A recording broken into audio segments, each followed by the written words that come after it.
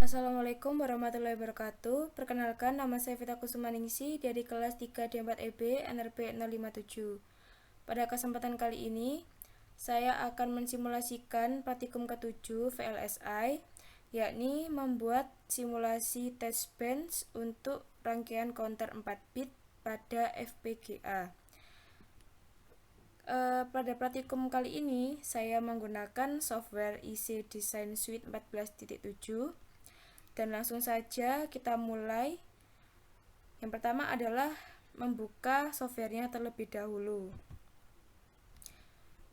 dan menunggu selama beberapa saat agar tampilan awalnya terbuka dengan sempurna.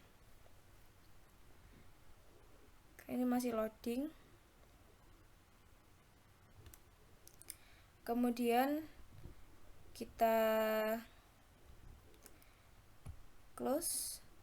Nah, di sini saya akan membuat sebuah project baru dengan cara memilih menu file, kemudian memilih new project.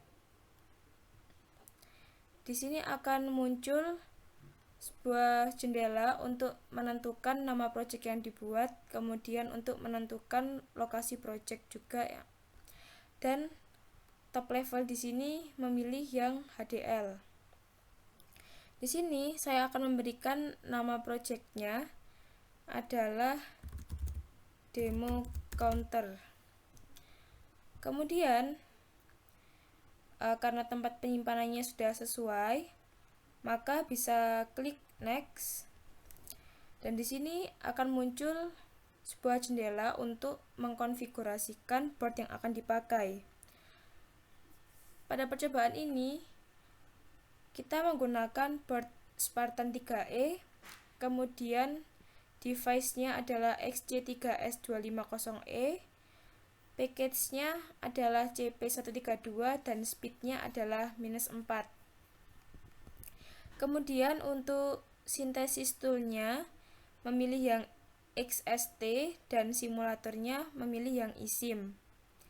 Setelah itu klik next dan akan muncul sebuah tampilan untuk mengkonfirmasi apakah tadi yang sudah ditentukan dari nama sampai konfigurasi sudah benar semuanya. Jika sudah benar semuanya, maka bisa diklik tombol finish. Nah, kemudian ini adalah nama project barunya. Dan pertama-tama kita harus membuat file VHDL modulnya terlebih dahulu untuk mendeskripsikan rangkaian counter 4 bit yang akan disimulasikan nanti. Caranya adalah mengklik nama project, kemudian memilih new source, kemudian memilih yang VHDL modul. Nah, di sini saya akan memberikan nama untuk VHDL modulnya adalah counter. Dan lokasi penyimpanannya saya rasa sudah sesuai, maka saya bisa lanjutkan ke tombol next.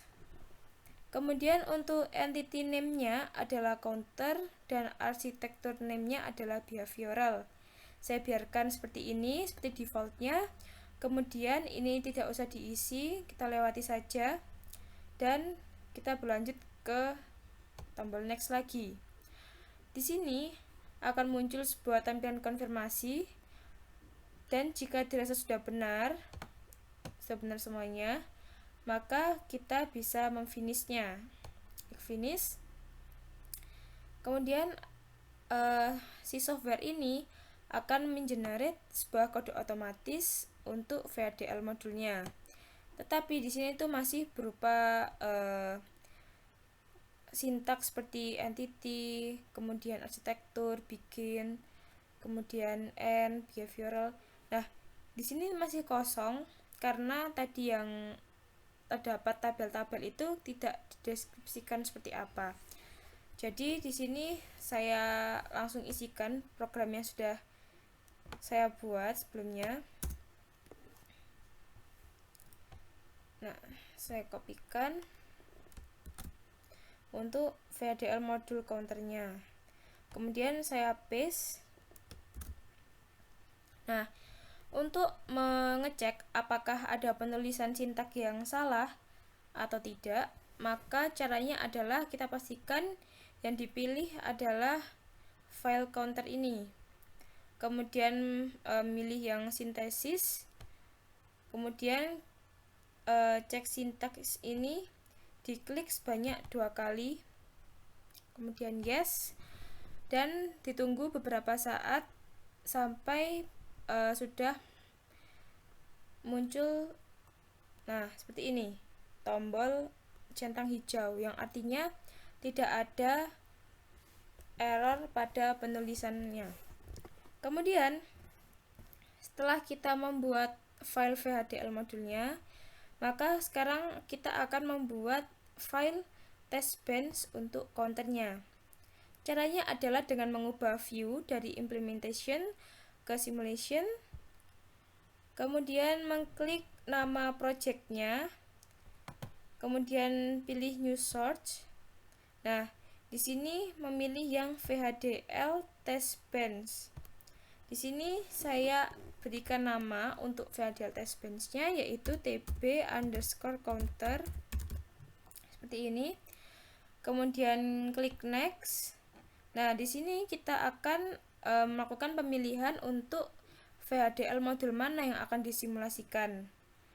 Nah, karena pada project ini VHDL modulnya hanya terdapat satu, yaitu VHDL modul counter, maka di sini otomatis sudah memilih yang counter ini.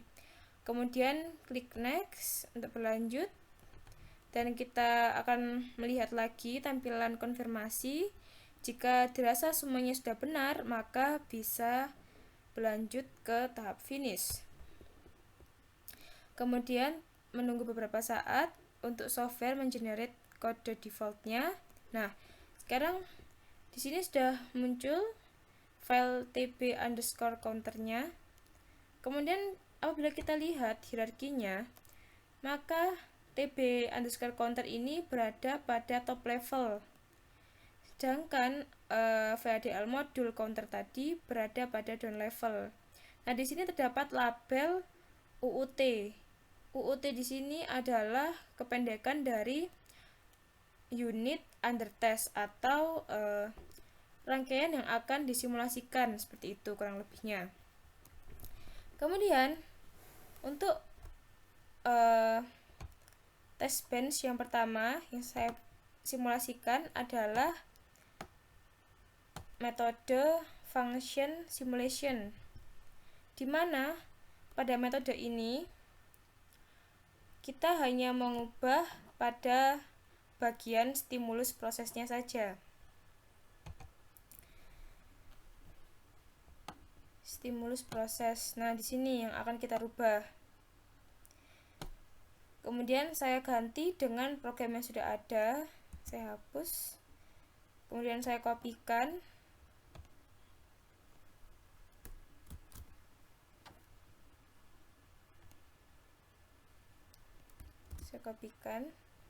Kemudian dicek apakah ada penulisan sintak yang salah atau tidak.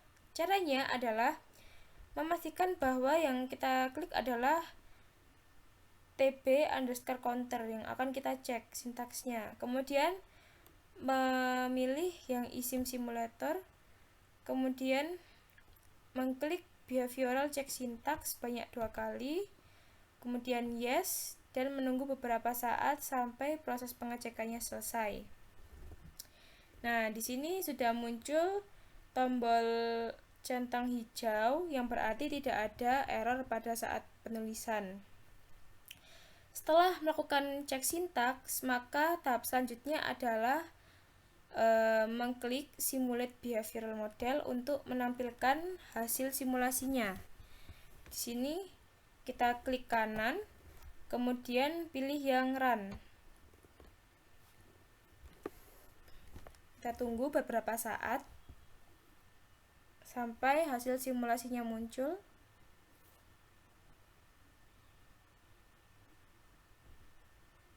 Nah, ini sudah mulai loading ya. Nah, kemudian akan muncul sebuah gelombang tetapi masih garis lurus, dan Cara melihatnya adalah kita zoom dengan memakai menu zoom to full view. Kita klik, kemudian kita zoom in agar terlihat jelas. Nah, ini sudah mulai kelihatan sinyal clocknya. Kemudian kita geser. Kemudian karena ini nilai outputnya masih belum terlihat, maka di sini bisa diatur dengan cara mengklik kanan pada sinyal yang ingin diatur. Di sini saya mengatur sinyal output ya, sinyal output. Klik kanan. Kemudian memilih yang radix, dipilih yang unsigned decimal agar lebih enak dibacanya. Kemudian untuk warnanya saya bedakan dengan cara mengklik kanan, kemudian memilih signal color. Saya pilih yang warna magenta. Nah, di sini.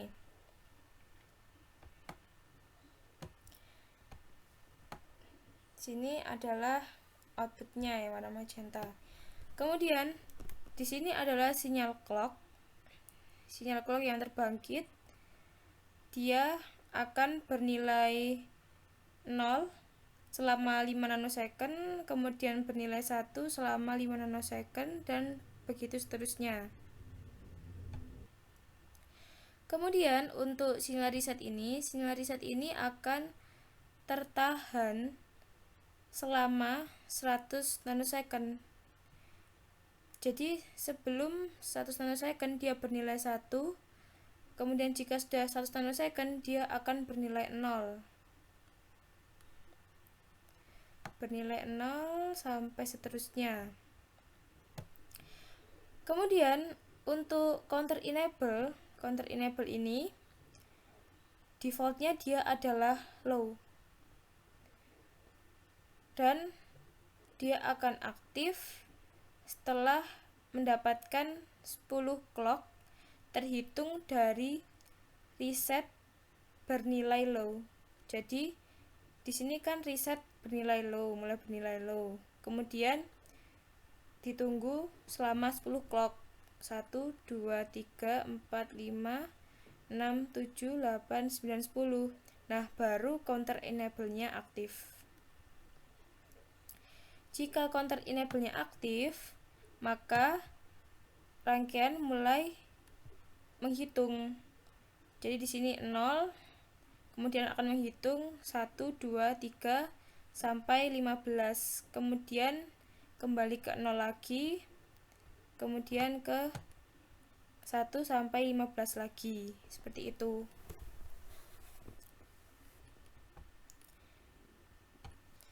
Nah, sekarang kita tutup simulasinya.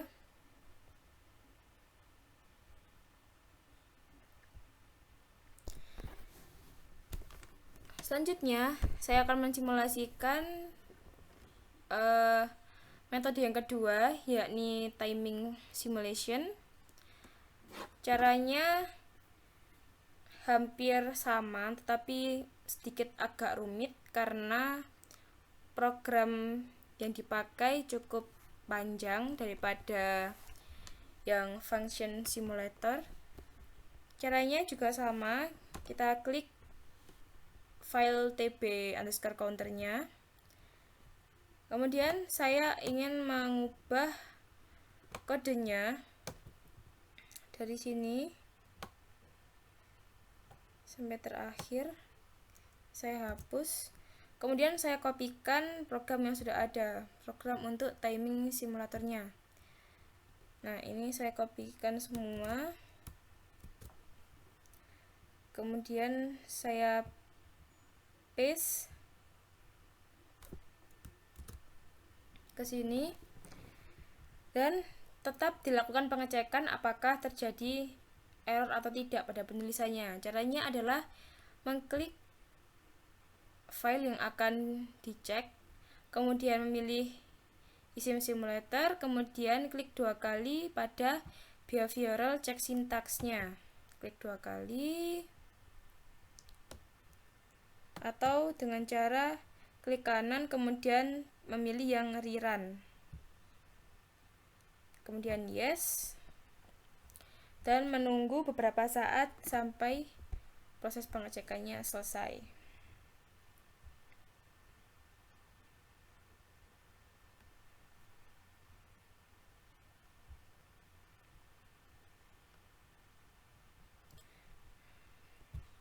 Di sini sudah muncul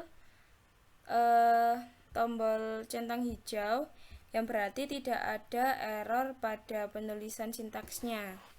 Kemudian caranya juga sama, setelah dicek sintaks maka memilih simulate behavioral model untuk menampilkan hasil simulasinya. Kita klik kanan, kemudian memilih run, dan menunggu sampai tampilannya benar-benar muncul.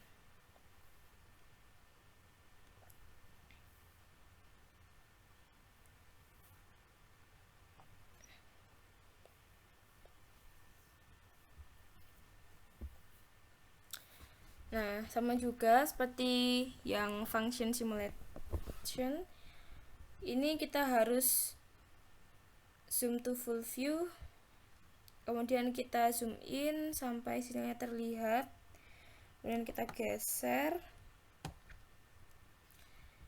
dan di sini untuk sinyal counternya ya, kita klik kanan, kemudian mengubah radiusnya menjadi unsigned decimal, kemudian kita ubah warnanya dengan klik kanan, kemudian memilih signal color yang warna magenta seperti ini. Nah, di sini terlihat pada sinyal clocknya, sinyal clock ini akan dibangkitkan setiap 5 nanosecond. Jadi setiap 5 nanosecond dia akan bernilai low, setiap 5 nanosecond kemudian dia akan bernilai high. Kemudian seperti itu. Kemudian di sini ada sinyal reset. Sinyal resetnya ini akan tertahan selama 20 nanosecond. Jadi setelah 20 nanosecond dia akan bernilai low, kemudian dia akan bernilai high lagi setelah 260 nanosecond. Kemudian untuk ini adalah sinyal counter enable-nya.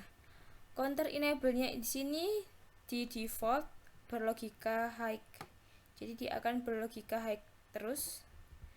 Dan di sini adalah sinyal output counternya. Nah, sinyal output counternya dia di sini ketika sinyal resetnya bernilai 1, maka dia belum memulai counter. Kemudian jika sinyal resetnya low, maka dia akan mulai menghitung dari 1 sampai 15, kemudian kembali ke 0 lagi. Nah, di sini karena pada 260 nanosecond ini sinyal resetnya bernilai 1, berarti output counternya juga mengikuti perubahan dari sinyal resetnya, sehingga dia berhenti melakukan proses counter seperti itu. Kemudian pada timing simulation ini juga bisa ditambahkan komen ya, seperti ini komennya.